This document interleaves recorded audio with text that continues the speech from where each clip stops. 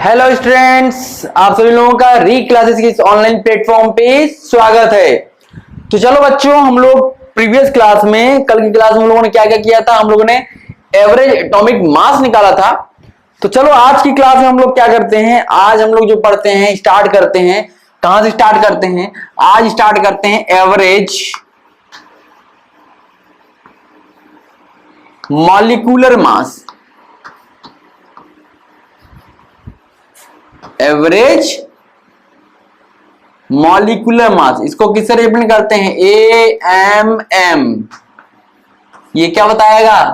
Average molecular मास को ये represent करेगा। ठीक है, तो चलो, तो हेडिंग डालिएगा एवरेज मॉलिक्यूलर मास। तो अब इसकी डेफिनेशन क्या होगी? Mass of 1 mole of mixture, किसी मिक्सचर के 1 मोल का मास जिसमें 2 से ज्यादा 1 या उससे ज्यादा सब्सटेंसेस होते हैं, उसी को हम लोग क्या बोलते हैं? एवरेज मॉलिक्यूलर मास। तो इसी को लिख लेते हैं, मास ऑफ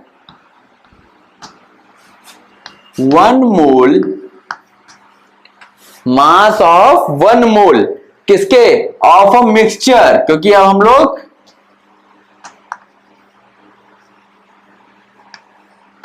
कंटेनिंग, जिसमें क्या कंटेन होगा? More than 1 substances, more than 1 substances, जिसमें एक से ज्यादा सब्सटेंसेस होंगे, उसी को हम लोग क्या बोलेंगे? इज नोन एज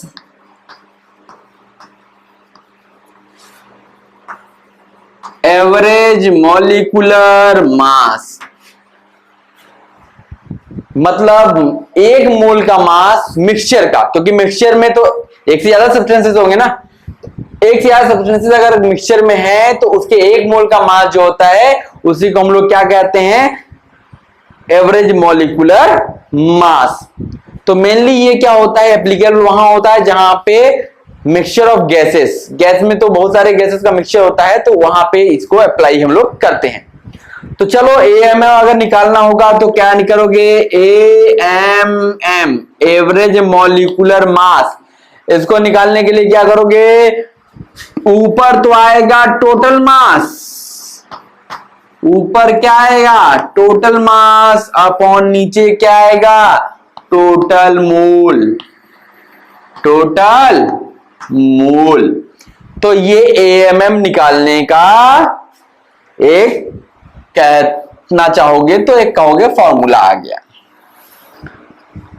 क्या आ गया? एवरेज मॉलिक्यूलर मास निकालने के लिए आपको ऊपर टोटल, सबका टोटल मास निकाल लीजिए, अपॉन नीचे टोटल मोल से डिवाइड कर दीजिए, तो आपको मिल जाएगा AMM, एवरेज मॉलिक्यूलर मास।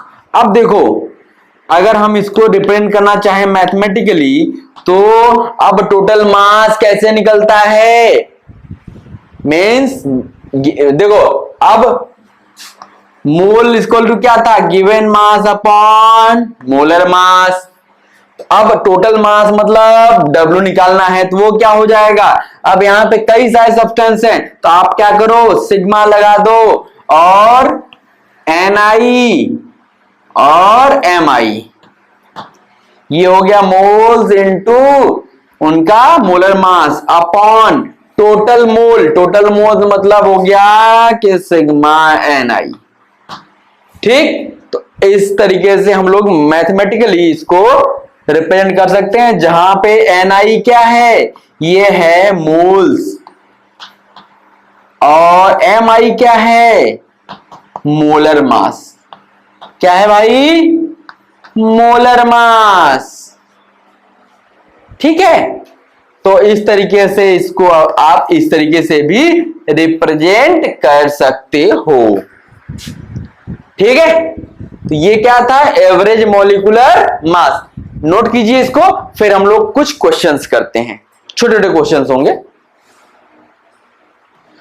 चलो बच्चों, एक क्वेश्चन ये लिखा हुआ है, अब इसी को करते हैं तो हमारा कॉन्सेप्ट क्लियर हो जाएगा। क्वेश्चन क्या कहता है कि calculate AMM, average molar mass of molecular mass आप कैलकुलेट कीजिए ऑफ सैंपल, जिस सैंपल में क्या है, पहला है equal moles of H2 and CH4, equal moles हैं H2 और CH4 के, तो आपको बताना है कि उसका एएमएम क्या होगा। चलो तो पहले भी बात करते हैं। देखो दो सब्सटेंस है उसमें, एक तो है H2 और दूसरा है CH4, ठीक। अब बोला है इक्वल मोल्स हैं, मोल क्या है, इक्वल है, इक्वल मोल। तो मान लिया कि इसका मोल है N, इसका भी मोल है N, मोल मिल गया हमको। जब मोल मिल गया तो हमको क्या क्या चाहिए होता है एएम निकालने के लिए, total mass upon total mole. तो अब देखो मास निकाल लेते हैं, मोल पता है, मास निकालना है, तो क्या होता है, याद रखो हमेशा N is equal to W/M। आपको क्या पता चल गया, मोल पता चल गया, हमको निकालना है मास, तो मास क्या हो जाएगा N इंटू मोलर मास। तो ये बताओ, इसका मोल हो गया N इंटू मोलर मास, इसका कितना हो गया 2। यहां देखो इसका मोल हो गया N और इसका मोलर मास 12 4 16 16, ठीक। ये तो हो गया इनका। अब निकाल लो टोटल, टोटल मोल्स कितने हो गए भाई 2N, टोटल मास कितना हो गया 18N। तो आपको क्या निकालने के लिए बोला है, am, average, AMM, average molecular मास। ये क्या हो जाएगा, टोटल मोल्स, टोटल मोल्स मतलब हो टोटल मोल्स नहीं total mass, total mass means 18N upon total moles 2N, तो क्या मिल गया 9। ये एएमएम क्या आ गया भाई 9 आ गया। एवरेज मॉलिक्यूलर मास क्या आ गया 9 आ गया, ये हमारा आंसर हो गया, ठीक। चलो इसको नोट करो, हम इसी को इरेज करेंगे, ठीक है। तो क्वेश्चन करने के तरीके ऐसे हैं, आप इस तरह बना लो, आपको आसानी होगी। नोट कर लिया, मैं इरेज कर रहा हूं बेटा। चलो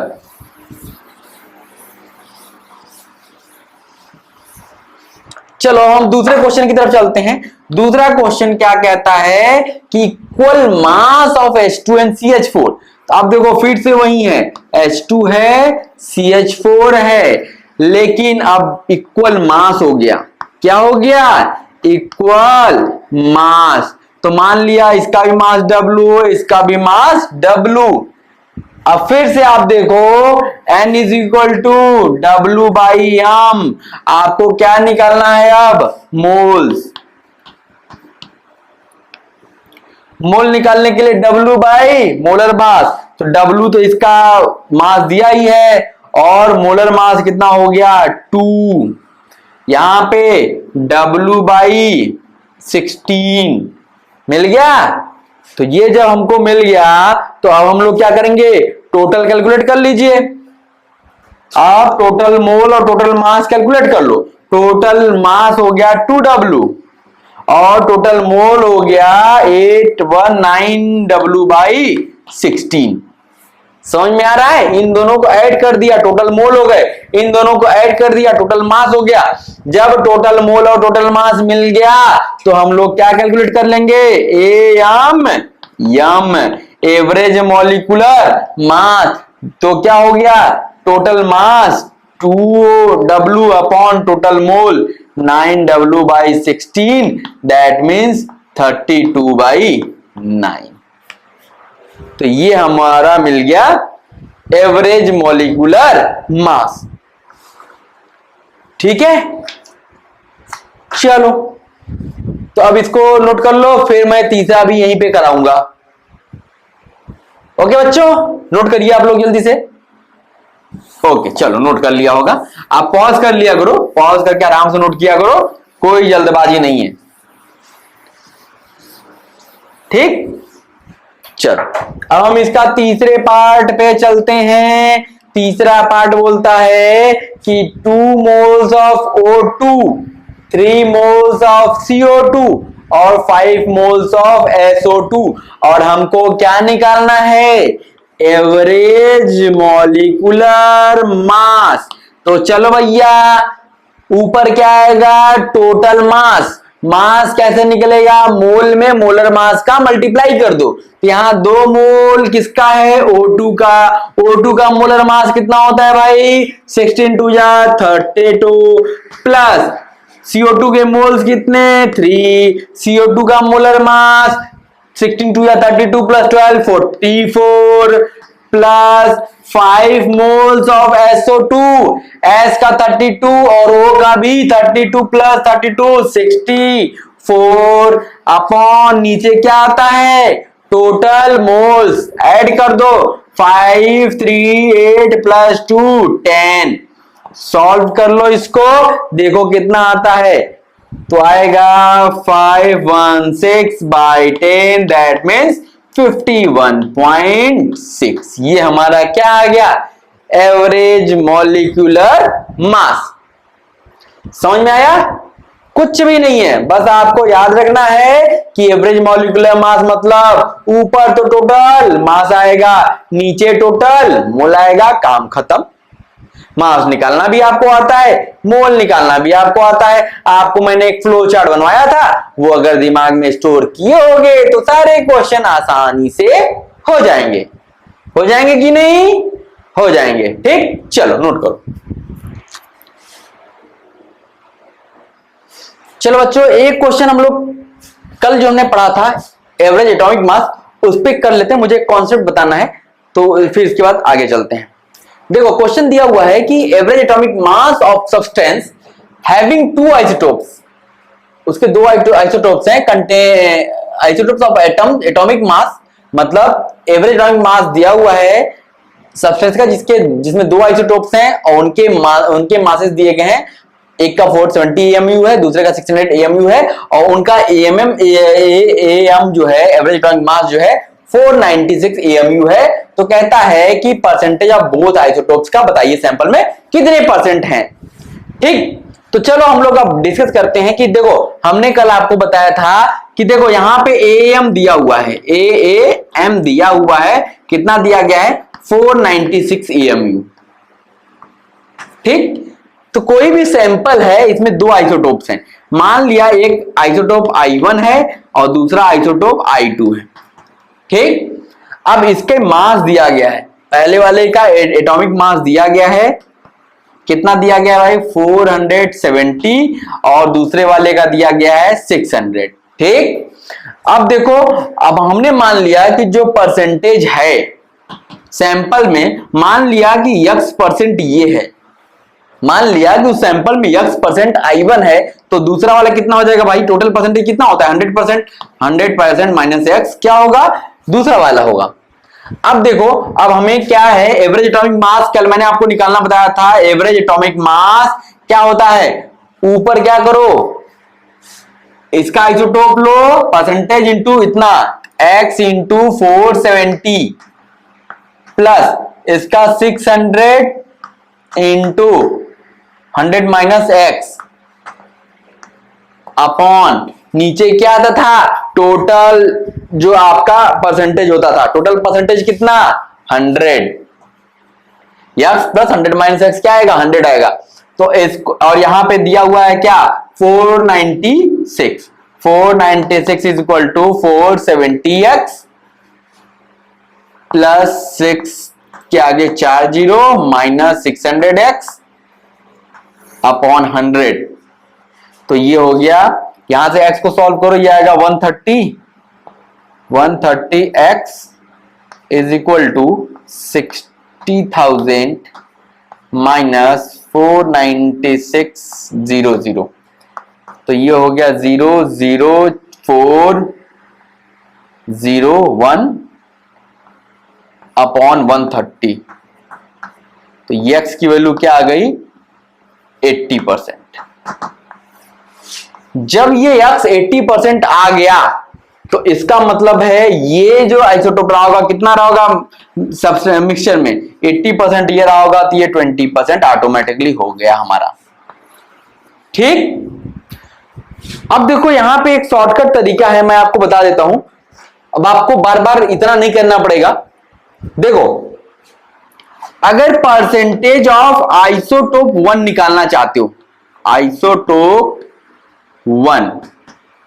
तो आपको क्या करना है, अगर आइसोटोप 1 का परसेंटेज निकालना चाहते हो तो क्या करो, AAM एवरेज एटॉमिक मास जो दिया हुआ है माइनस एटॉमिक मास किसका, आइसोटोप 2 का, अपॉन नीचे क्या आएगा, atomic mass of I2 minus atomic mass of I1 का मॉड ले लो इंटू 100 कर लो, आपका आंसर आ जाएगा। अगर 1 का निकालना है तो यहां 2 रखोगे, जब 2 का निकालना होगा तो यहां 1 रखोगे और आप निकाल लोगे, आंसर आपको मिल जाएगा। ये मॉड लगाने का मतलब है अगर निगेटिव आ रहा होगा तो आप क्या कर लोगे, उसका मॉड लगाने का मतलब वो पॉजिटिव वैल्यू आएगी। अब जैसे मान लो, अब यहां पे इस क्वेश्चन की बात करें, इसको आपको रिमाइंड याद रखना है हमेशा, ठीक। 1 के लिए निकाल रहे हो तो क्या होगा कि यहां पे 2 आएगा, नीचे दोनों का डिफरेंस आएगा। अगर 2 के लिए निकालोगे तो यहां 1 आएगा और दोनों नीचे दोनों का डिफरेंस आएगा। अब देखो इस क्वेश्चन को अगर हमें इससे करना हो तो देखो कितना टाइम बचेगा। परसेंटेज ऑफ आइसोटोप 1 का हम निकालना चाहते हैं, परसेंटेज ऑफ I1 निकालना चाहते हैं, तो देखो एवरेज एटॉमिक मास कितना दिया था 496 माइनस पहला कितना था 4, इसमें दूसरा रखेंगे 600 अपॉन दोनों का डिफरेंस, तो 600 माइनस 470 इनटू 100। अब देखो ये क्या आएगा, ये आएगा 6 4 10 0 1 104 अपॉन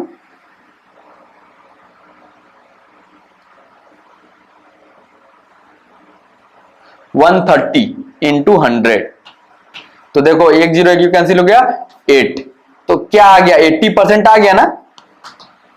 तो हमें क्या करना पड़ा, हमें कुछ भी दिमाग नहीं लगाना पड़ा, इतना हमें एक्स नहीं मानना पड़ा, हमने सीधे इसका यूज किया और इसका आंसर आसानी के साथ निकल गया।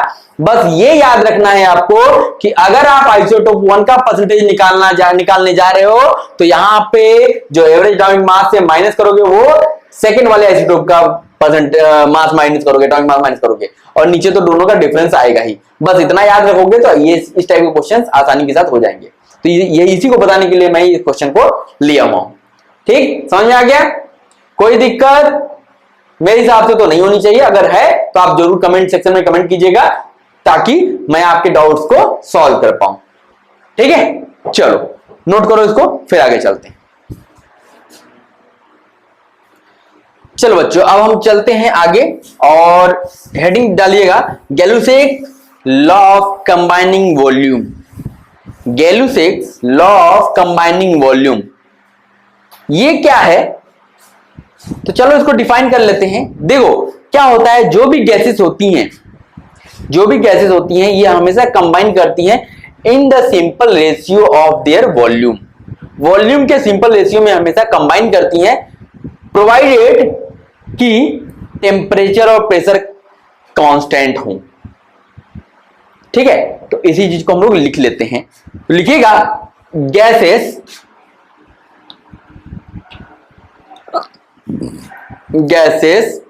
Combine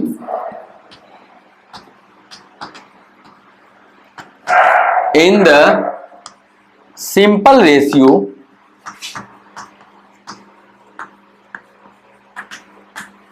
of their volume।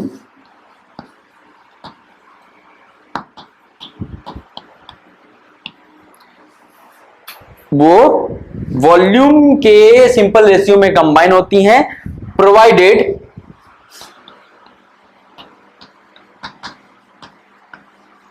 all measurements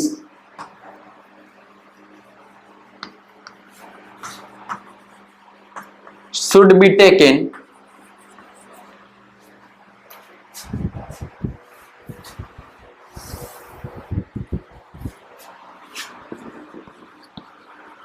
should be made at constant temperature and pressure।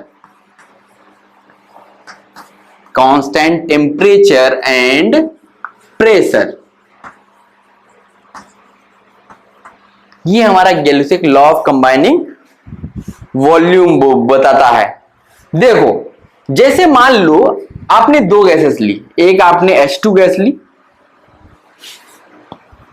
ये क्या है, गैस है, और दूसरी आपने Cl2 गैस ले ली, क्लोरीन गैस ले ली। अब ये दोनों जब कंबाइन होती हैं तो क्या बनता है, 2HCl बनता है। अब देखो यहां पे क्या है, अगर हम मोल की बात करें, अगर हम मोल की बात करें तो इसका एक मोल लिया गया है, इसका भी एक मोल लिया गया है, तो इसका कितने मोल बन रहे हैं, 2 मोल बन रहे हैं। ठीक, अगर हम वॉल्यूम की बात करें,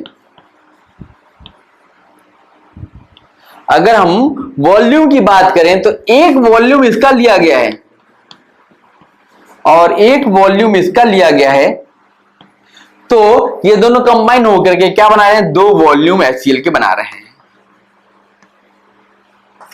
ठीक है, यही हमारा गैल्यूसेक लॉ ऑफ कंबाइनिंग वॉल्यूम बताता है। लेकिन यहां कंडीशन ये है कि टेम्परेचर और प्रेशर क्या होने चाहिए, कांस्टेंट होने चाहिए, तभी ये होगा।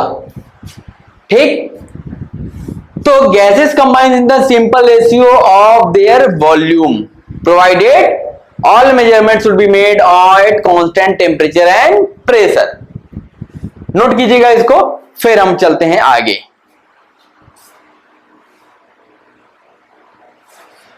चलो बच्चों, अब हम बात करते हैं एवोगाड्रो हाइपोथेसिस की। ये किसके लिए है, गैसेस के लिए है। देखो एवोगाड्रो हाइपोथेसिस क्या होती है कि equal volume of gases, equal volume of gases contain equal moles. Means अगर इक्वल वॉल्यूम अपने गैसेस के लिए है तो उसमें इक्वल मोल्स भी होंगे, कंटेन होंगे under similar condition of temperature and pressure. ठीक, इसको लिख लो, फिर वही समझाता हूं क्या है। तो लिखते हैं equal volume, equal volume of gases contains equal number of moles, equal number of moles under similar condition of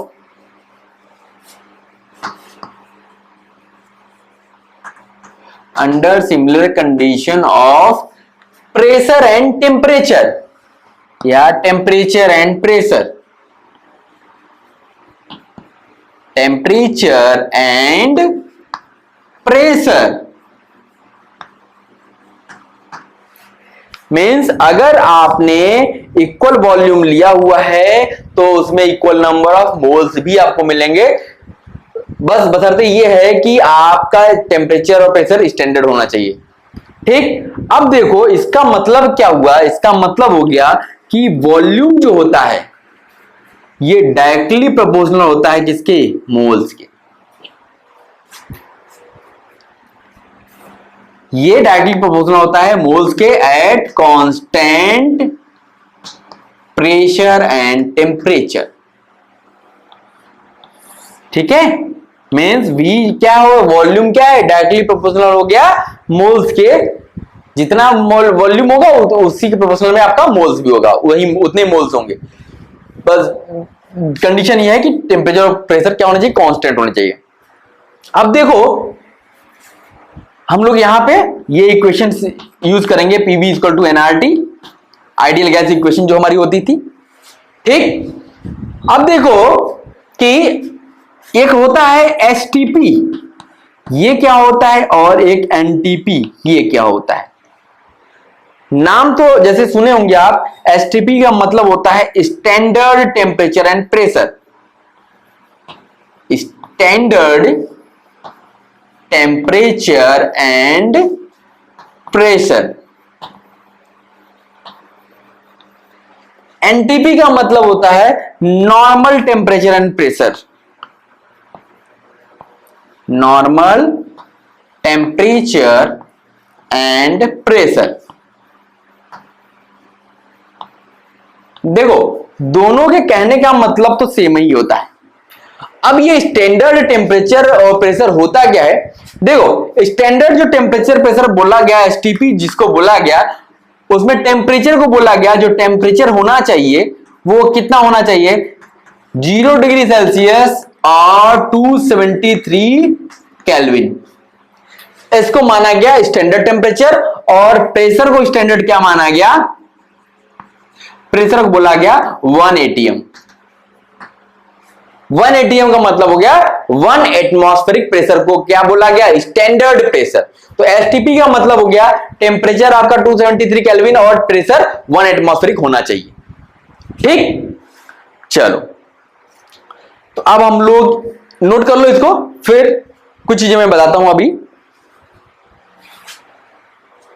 note कर लिया, चलो पॉज करके नोट कर लिया करो आराम से बच्चों, कोई जल्दबाजी नहीं है, बहुत आराम से मैं पढ़ा रहा हूं, धीरे धीरे पढ़ो लेकिन सॉलिड पढ़ो, ताकि क्वेश्चन कहीं से भी आए आपसे होना चाहिए। पढ़ सब लिया, क्वेश्चन एक भी ना कर पाए तो उस पढ़ाई का कोई मतलब नहीं होता है, ये आपको पता होना चाहिए।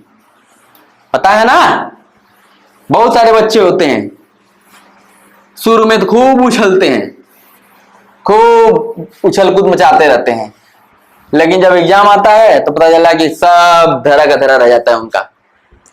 चलो देखो, एक इंपॉर्टेंट टर्म है, इसको नोट कर लो, काफी इंपॉर्टेंट है, ये आपको पता होना चाहिए। क्या है कि 1 mole of any gas, 1 mole of any gas at STP, 1 mole of any gas at STP, 1 मोल आपने अगर गैस ली है एसटीपी पे तो ऑलवेज ऑक्युपाई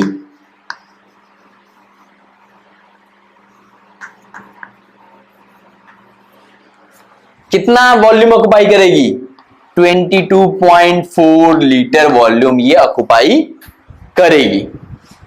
मतलब अगर 1 मोल गैस एसटीपी पे 22.4 लीटर वॉल्यूम ऑक्युपाई कर रही है, तो अगर 2 मोल आप लोगे गैस का तो कितना हो जाएगा 44.8 लीटर।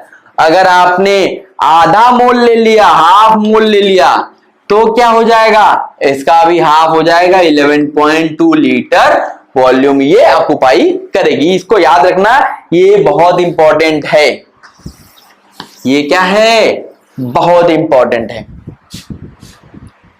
1 मोल गैस कितना वॉल्यूम ऑक्युपाई करती है, 22.4 लीटर वॉल्यूम ऑक्युपाई करती है।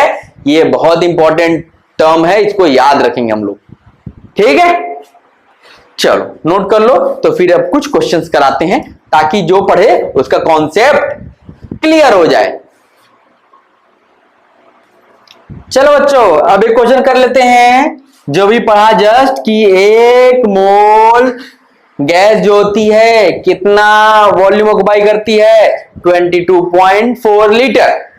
तो चलो यहां क्वेश्चन दिया है कैलकुलेट वॉल्यूम, आपको वॉल्यूम फाइंड करना है। कहता है 80 gram of O2 at STP, इसका वॉल्यूम बताइए, 2.2 मिलीग्राम ऑफ CO2 इसका वॉल्यूम बताइए, और 640 kg ऑफ SO2 इसका वॉल्यूम बताइए। तो चलो एक एक करके शुरू करते हैं। पहला 80 ग्राम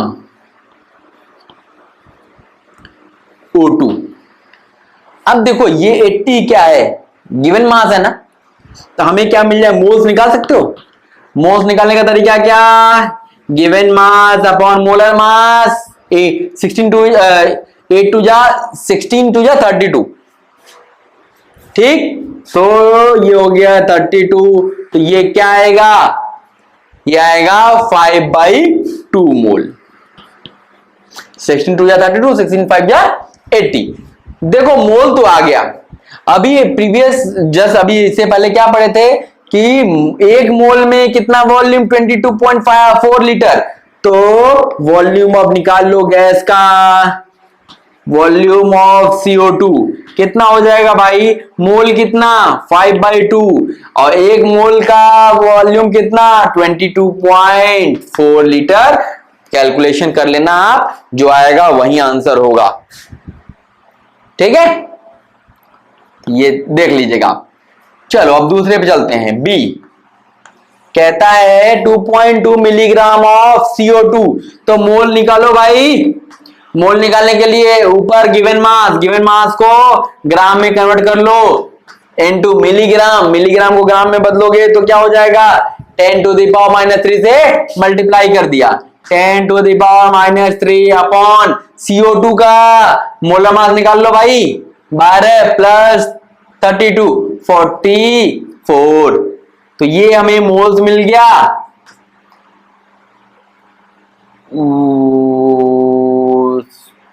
2 टाइम्स तो 1/20, 1/20 के आगे 3 जीरो।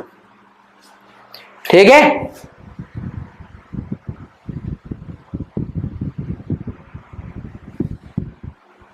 या डिवाइड डेसिमल बदल लो, ये हो जाएगा 1/2 इंटू 10⁻⁻⁴, दैट मीन्स 5 इंटू 10⁻⁻5। ये हमें मोल्स मिल गया।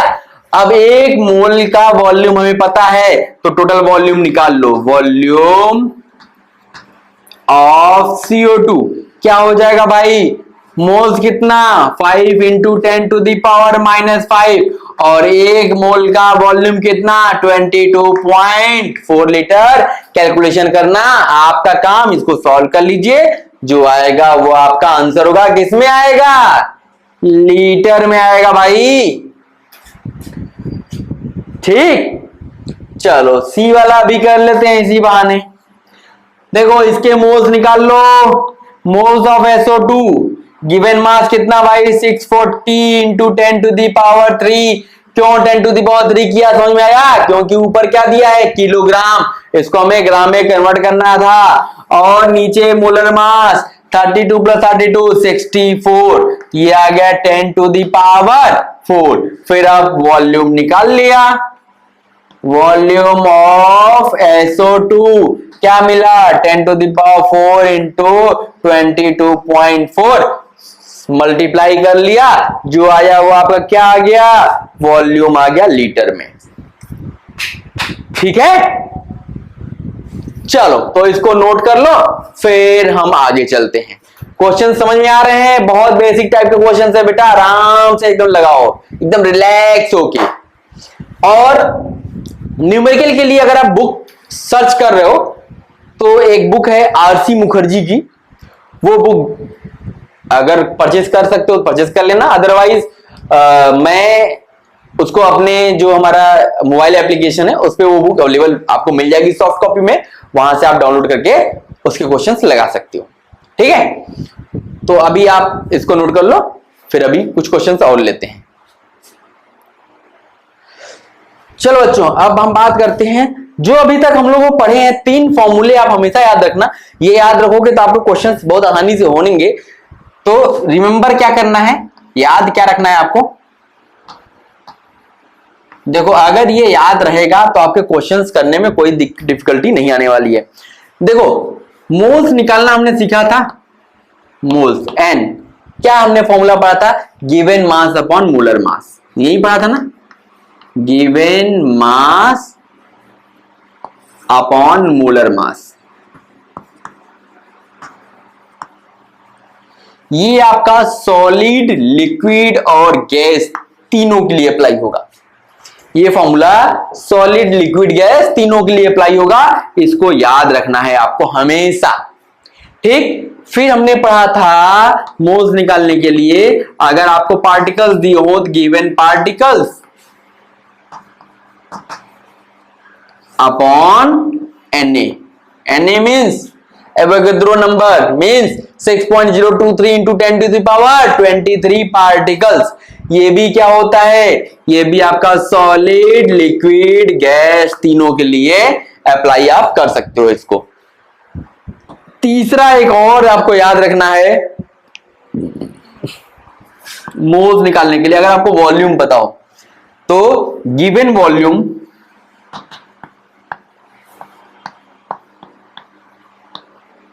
at STP upon 22.4 liter. ठीक है, लेकिन ये क्या होता है, ये केवल गैस के लिए अप्लाई होगा। ऊपर के दोनों तो आपको सॉलिड लिक्विड गैस तीनों में अप्लाई कर सकते हो, लेकिन नीचे वाला जो होगा ये केवल गैस के लिए अप्लाई होगा। ठीक है, तो ये तीनों आपको बहुत अच्छे से याद रखने हैं। ये याद रहेंगे तो आप आसानी से क्वेश्चन कर पाओगे। ठीक है बच्चों, चलो नोट कर लो। तो एक क्वेश्चन होकर आते हैं, फिर उसके बाद अगली क्लास में फिर हम लोग मिलेंगे। बच्चों मजा आ रहा है ना पढ़ने में? मजे लेके पढ़ो भाई, एकदम मस्त रहोगे।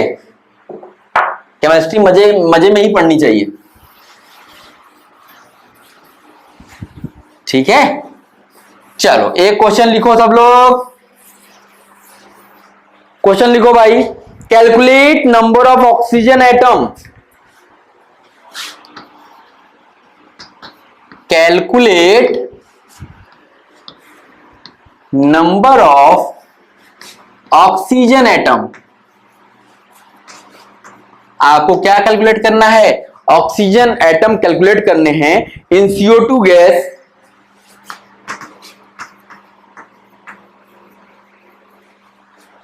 which occupies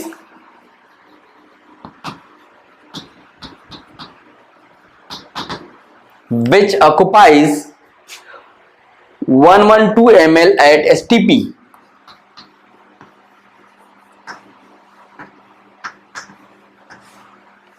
अब देखो ये क्वेश्चन दिया हुआ है, कहता है कि भाई आपको ऑक्सीजन एटम्स निकाल के बताने हैं। नंबर ऑफ ऑक्सीजन एटम्स कितने हैं ये बताने हैं। दिया हुआ है कि CO2 गैस जो होता है, CO2 गैस में ही हमें नंबर ऑफ ऑक्सीजन एटम्स बताने हैं। और ये CO2 गैस कितना ऑक्युपाई करता है? 112 ml STP पे वॉल्यूम ऑक्युपाई करता है। ठीक, तो चलो सबसे पहले हम लोग क्या करते हैं, हम लोग ये देखो क्या दिया हुआ है, वॉल्यूम दिया हुआ है ना, तो मोल्स निकाल सकते हैं। तो अभी जो फॉर्मूला पढ़ा था उसी से मोल्स निकालते हैं। मोल्स निकालेंगे तो volume in liter at STP upon 22.4 liter. ठीक है, तो गिवन कितना है भाई? 112 into 10 to the power -3 upon 22.4। तो ये 2 इंटू 10 टू दी पावर -3 आ गया 2, मतलब 5 into 10 to the power -3 moles हमको मिल गए। जब हमको मोल मिल जाते हैं तो उसके बाद हमें एटम्स निकालना है ना। मोल के बाद कहां जाते हैं? मॉलिक्यूल्स पे, पता है ना। तो मॉलिक्यूल्स ऑफ CO2 निकाल लो। मॉलिक्यूल्स ऑफ CO2 के मॉलिक्यूल्स निकालने के लिए हम लोग क्या करते हैं? जो भी मोल दिया होता है 5 इंटू 10 टू दी पावर -3, इसी में क्या करते हैं? Na से मल्टीप्लाई कर देते हैं। ये हमारे मॉलिक्यूल्स आ गए। मतलब अब ये क्या हो गया? 5 into 10 to the power -3 multiplied by 6 into 10 to the power 23। ठीक है, तो ये हो गया 3 into 10 to the power 21। 3 into 10 to the power 21, ये आ गया मॉलिक्यूल्स। अब देखो नंबर ऑफ क्या पूछा है? Oxygen atoms. क्या पूछा है? Number of oxygen atom. तो अभी ऑक्सीजन एटम निकालने के लिए क्या करते हैं? ऑक्सीजन की एटॉमिसिटी से atomicity of oxygen multiplied by molecules, यही करते हैं ना। वो फ्लो चार्ट याद करो बच्चों, फ्लो चार्ट याद होगा तो क्वेश्चन बड़े आसानी से होंगे। इसकी एटॉमिसिटी कितनी है?